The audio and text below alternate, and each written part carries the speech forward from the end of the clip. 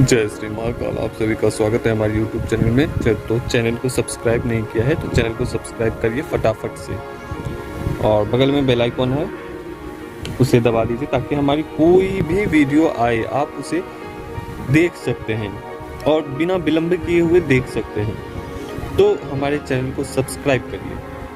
दूसरा कि आप जब भी वीडियो देखते हैं, आपको कुछ भी ज्ञान की प्राप्ति हो तो या आपको वीडियो अच्छा लगे तो हमारे वीडियो को लाइक कर दीजिए। अगर कोई प्रश्न हो तो आप प्रश्न हमारे कमेंट बॉक्स में लिख सकते हैं अपना। तो आज हम स्वर्ण भैरवी आकर्षण धन आकर्षण भैरवी के बारे में बता रहे हैं कि किस प्रकार से धन आकर्षण भैरवी की क्रिया कर सकते हैं। इस धन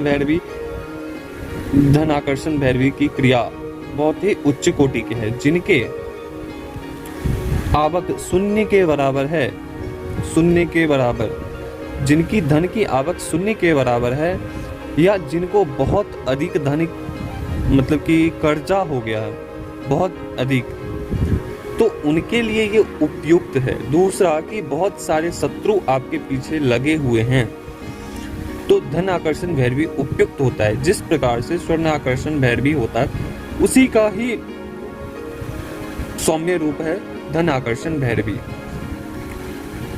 जो केवल हमारे द्वारा ही आपको पूरे YouTube के ऊपर हमारे द्वारा ही दिए जाएंगे।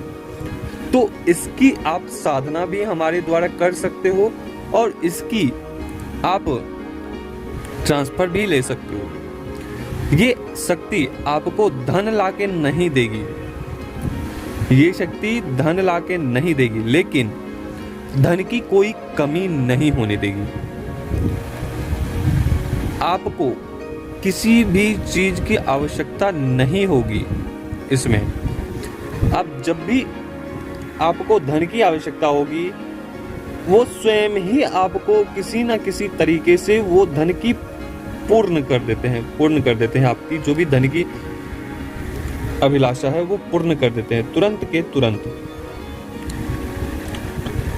क्योंकि कभी कभार ऐसा होता है कि आपके पास पैसे नहीं होते हैं, क्योंकि हमारे साथ अनेकों बार ये घटित हो चुका है।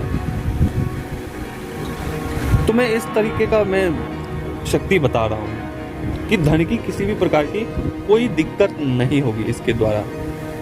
जब आप इसकी ट्रांसफर या साधना कर लेते हो तो इसकी साधना आप शमशान में भी कर सकते हो, घर पे भी कर सकते हो। इसकी साधना 11 दिनों की शमशान में करनी होगी, और घर में अगर करते हैं तो 21 दिनों की साधना घर में करनी होगी।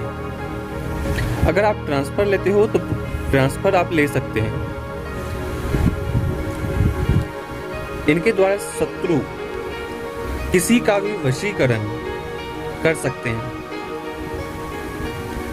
अगर किसी भी प्रकार का किसी को वशीकरण है, उसकी काट इनके द्वारा संभव है,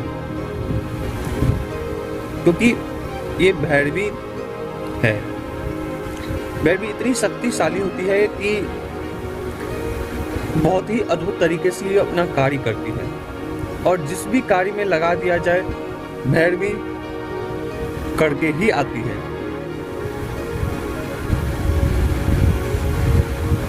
क्योंकि इसकी काट नहीं होती है जल्दी, क्योंकि ये भूतल की देवी है। जो भी इसे रखते हैं धन आकर्षण भैरवी को, वो उनकी 7 पुश्ते तक अपना जीवन यापन अच्छे तरीके से कर सकते हैं। तो इनमें इतनी क्षमता होती है, और बड़े बड़े लोगों के पास ये होते हैं। जैसे कि उनके फैक्ट्री चलते हैं, चाहे उनका कोई छोटा सा धंधा है, वो देखते ही देखते इतना बढ़ जाता है कि आप सोच भी नहीं सकते कि उनका धंधा कैसे बढ़ गया, उनका काम धंधा कैसे बढ़ गया। वो एकदम से उनका जीवन परिवर्तित हो जाता है। तो यही सब धन आकर्षण भैरवी है, स्वर्ण आकर्षण भैरवी है, या इस प्रकार की बहुत सारी शक्तियां हैं जो एक ही समय में उनका जीवन परिवर्तित कर सकती है, कर देती है।